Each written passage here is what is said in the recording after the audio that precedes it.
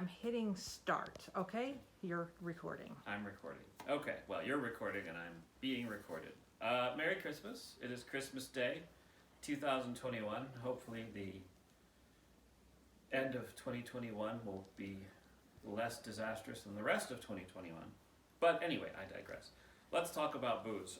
My lovely wife this year for Christmas got me a bottle of, I've looked it up on the internet, and apparently you pronounce this as Bruichladdich. And this is the classic Laddie. It is an Islay Scotch on the Atlantic side, so it's, well, actually, technically, well, no, I guess everything isn't on the Atlantic side, because on the other side you have the English Channel and North Sea. Anyway. As opposed to the space side? Yes. Okay. But honestly, I don't know enough about Scotch to talk intelligently about this. But those of you who know Scotch will know what I mean when I say this is an unpeated, i.e. not smoky, you don't get into that campfire stuff, Scotch whiskey made, according to the can it comes in, 100% Scottish grown barley, trickle distilled, then matured for its entire life by the salt-swept Atlantic shores of Loch Indel in premium American and French oak. And it's 50% ABV, I think. I have no idea, I didn't know. I think it's 50%, which I read is a little higher than other scotches for, Yeah. I forget what the reason was why, but anyway, it's 50% ABV. So, here's the bottle. Lovely sort of Yeah, it's I don't know. beautiful. aquamarine, Mhm. teal, don't know what you'd call that. But yeah, this is artisanal Scotch basically, as far as I can tell. Made with loving care by Scottish Zen masters who, I don't know, sit contemplating barley all day long. At the in same their- distillery as the Botanist Gin. Yes, this is made by the people who make the Botanist Gin. And if you like gin, the Botanist is excellent gin, makes a wonderful dry martini. Okay, this you do not, like the first thing you notice, or the first thing I notice right away is not a very experienced Scotch drinker, is you do not smell any of that smoky, peaty stuff that you would associate with something like Lafroig. So, let's have a pour here. Yeah, that looks like 2 fingers probably. 2 of somebody's fingers. Somebody with fat fingers, perhaps. Beautiful golden color, almost looks I'm like going to flat zoom. beer. I'm zooming in. Yes, it does. Okay. But yeah, nice pale golden color. It should be easier to smell now that I've got some more surface area for my schnoz here. Actually, you know what it smells like? It smells a bit like really good Irish whiskey to me.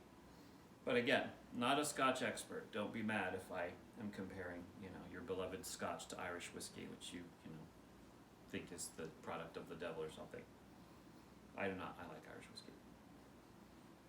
Yeah, I mean, you get a lot of the same sort of sense that you get from a really good American or Irish whiskey. You smell, or I smell, honey, maybe a little bit of vanilla. That's all I got for the moment. So let's just have a taste now and see. Sláinte. Yes, that's Irish though, isn't it? I I don't. don't know what the Scotch say. Drink and get out, maybe? I don't know, Oh. maybe that's what the Scottish people say. Drink and get the hell out.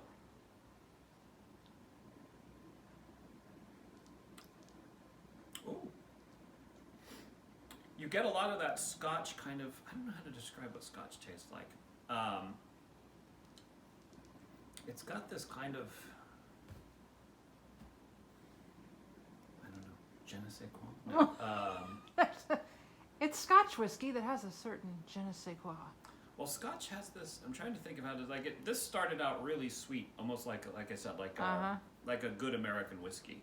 But then there's that middle bit, and that is, what does that taste like? And that's what makes this beverage complex and why people kind of cultivate knowledge of this. It's like it comes up here. You taste it up here after. It's sweet, and then you get some of the heat from the alcohol. But there's a really distinctive flavor, and I wish I could describe it better.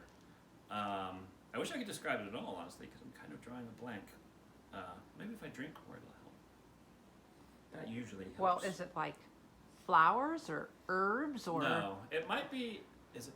was it like a minerally? No, it's more. Maybe herbal is the word. Let me Oh. try again here. There is no problem so difficult that drinking won't solve it. No.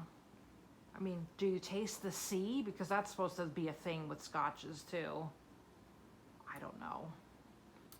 No, it's almost more of a mouth feeler, like Okay. a vapor. You get this kind of like blossom in your mouth, this like explosion of a kind of savory vapor. Not savory That's like cool. meat, but Yeah. but like Yeah, it just kind of blooms in your mouth and then it finishes sweet again. But that bloom, it's like that's really cool. grass. Is it grass? Hay maybe? Something Okay. like along those lines. Vegetal, perhaps.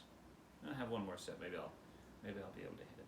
We'll see. I'll just drink the whole bottle and tell you what I think. All right, there it is. Whole bottle of that, I think you'd be. I'll be on my way to the hospital. Yes, always drink responsibly, of course.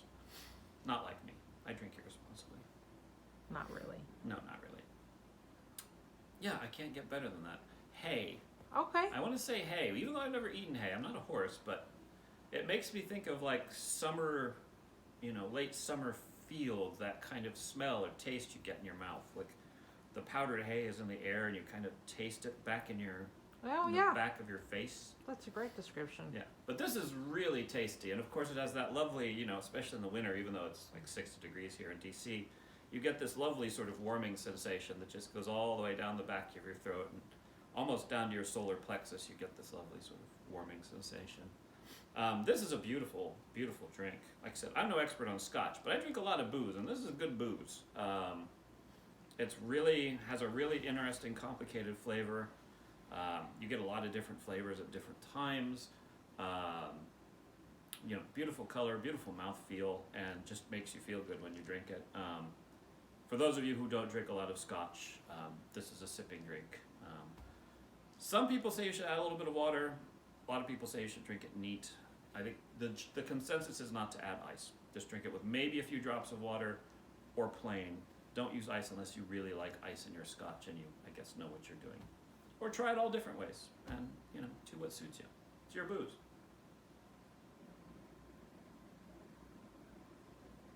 Yeah, it's just such an unusual flavor and it's so common to scotch. Mm-hmm. I wish I could describe it better because almost every scotch I have had has that middle part where it just kind of in your mouth, it just sort of explodes and it's like gas and it just sort of fills your head. That's cool. But it's a really unusual flavor. It's not sweet like whiskey and it's not, medicinal like gin. It's something all its own. It might be because it's barley. Mm-hmm. I don't know. Maybe. But yes, if you like Scotch and you want to try something new, I would definitely recommend the Bruichladdich. I'm sure any decent liquor store will have it. Just look for the fancy aquamarine, sea foam, whatever color you want to call that. And get yourself a bottle, or go to your favorite bar and ask them to serve some up if they have it. So this will probably be almost certainly the last MattSipsThings of 2021. As we all know, the world will explode in 2022 because, nowhere to go but down at this point. No, seriously. Merry Christmas to everybody. Happy New Year. Hopefully you'll see me again in 2022 where I'll be reviewing other liquors and things that I have not yet tasted.